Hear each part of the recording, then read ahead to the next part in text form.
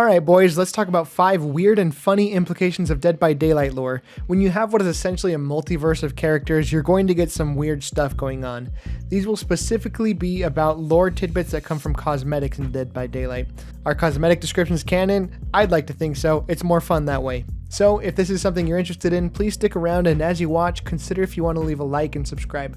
We try to have a good time around here. Number 5 is at one point either the Blight got the jump on Pyramid Head, or Pyramid Head just straight up allowed himself to be experimented on. That is because of the cosmetic titled Pyramid Blight. As you can see, there's a syringe sticking out of his back, he's got a bunch of cankers all over his body, and he's oozing that glowy orange stuff.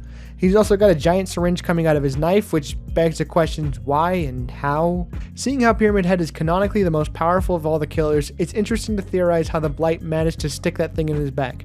Did Pyramid Head allow it, thinking it would make him stronger? Did Blight do a little run-by injecting? Mintcrowss has a pretty good theory, so shout out to her. We'll probably never know, but it's fun to think about.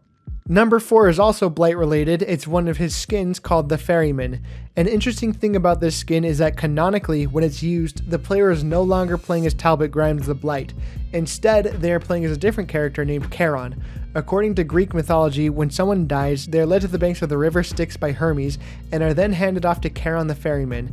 If they have the money to pay the toll, Charon takes him in his boat across the river to Hades, where they pass on to the afterlife. If they don't have the money, then he beats the crap out of them with his oar and then forces them to wander the banks of the river Styx for 100 years before they can pass. That means since Charon is technically in the entity's realm in Dead by Daylight, there is a universe in which Greek mythology is the dominant religion and in which everyone who dies is stuck in purgatory, wandering the banks of the river Styx, waiting for a ferryman who will never come because he's too busy doing zoomies and practicing his hug text, which I just find funny as hell.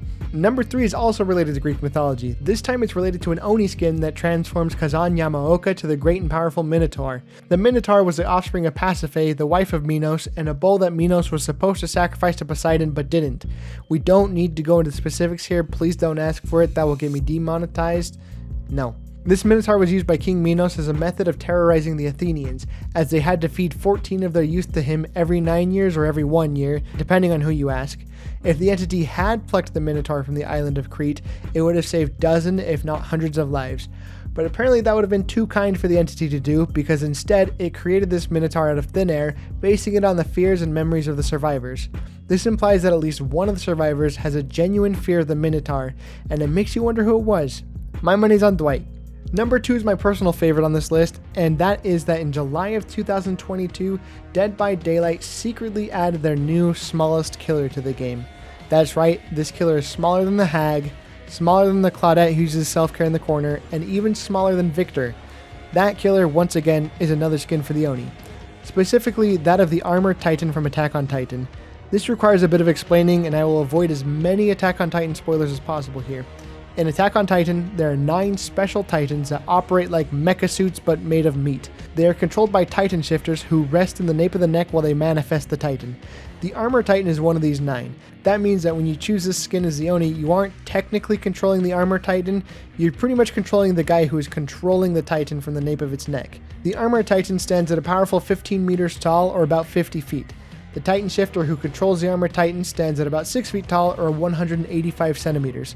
Since the entity probably doesn't want a 50-foot monster just squashing survivors, it had 2 options: shrink the Titan to an appropriate size, or grow the survivors in the environment to the trials to match it.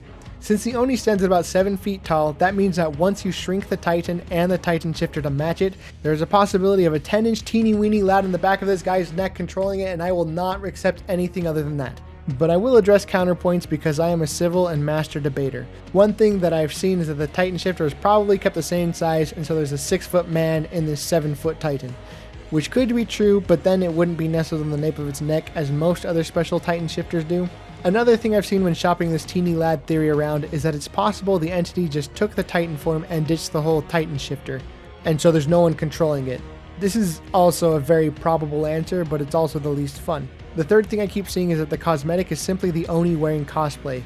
I don't believe this is true because first of all, look at those thunder thighs, they do not match up with the scrawnier legs of the Armor Titan. Also, while the developers did say that they were going to do cosplay instead of character replacement, they said they were doing it to make it so they wouldn't have to make huge anime eyes on the characters, which would compromise Dead by Daylight's more realistic art style. So I believe that they were saying that just referring to the survivors. The reason I think this is because 1, The Titan doesn't have huge anime eyes. 2, the Survivor cosmetics specifically mention that they are costumes. And 3, the Titan cosmetics specifically refer to them as creatures from a lost realm. You'd think it would say something about it being a costume for the Oni if it was actually a costume, but it says it's a creature from a lost realm. I pulled about 300 of you, and we mostly agreed that if a developer says one thing and then the game text says something different, the game text takes precedent over the devs. So we can safely roll out the whole cosplay thing because democracy. Anyway, this has absolutely zero implications on the game itself or its lore, but I just love the idea of a teeny guy chilling in his neck, don't you? And the number one weird, funny, crazy DBD lore implied by cosmetics is the world of Resident Evil got completely screwed over by the entity. Let me explain. There are currently 8 confirmed characters from the Resident Evil franchise in Dead by Daylight. Also, leakers have said that Carlos and Sheva are being added, which will bring the total to 10. The cool thing is we can take a look at all of their bios and the cosmetic descriptions, and it gives us a rough idea of when each of these survivors was taken by the entity and how that can affect the world of Resident Evil. Canonically, Rebecca Chambers was the first taken during the events of Resident Evil 0 in the summer of 1998. Chris Redfield was taken shortly after that during the events of Resident Evil 1. It's suggested that Claire was taken during the first 2/3 of Resident Evil 2 in late September of 1998, with Jill and Nemesis being taken within the same week. Carlos was also most likely taken during the events of Resident Evil 3. Leon, I think, is taken between Resident Evil 2 and 4. It's not super clear, but that implies it's the early 2000s. Ada was taken during or shortly after Resident Evil 4, so probably late 2004, and Wesker and Sheva were both taken during the events of Resident Evil 5, so in March of 2009. Here's where that gets sticky. A lot of these characters are integral in making sure the others survive or are in the correct place at the right time that their bios say that they were taken. For instance, if Rebecca is taken during the events of RE0, then the final boss she helps kill possibly ends up killing Chris and Jill. And if Chris and Jill aren't there, then the BSAA doesn't form, which is part of Wesker's lore and part of what puts him in the right place at the right time to be taken by the entity. So really, all of these characters need each other to be in the place where the entity takes them, but if the entity already took the other ones earlier, then they're not there when they need to be there. Does that make sense? So there are tons of butterfly effects and consequences for different characters being yoinked by the entity, to the point where the only logical explanation is the creation of multiple branching timelines, with each of them being doomed to fail. So that's a pretty fun thought. Anyway, I really hope you guys enjoyed this, and thank you so much for 10,000 subscribers.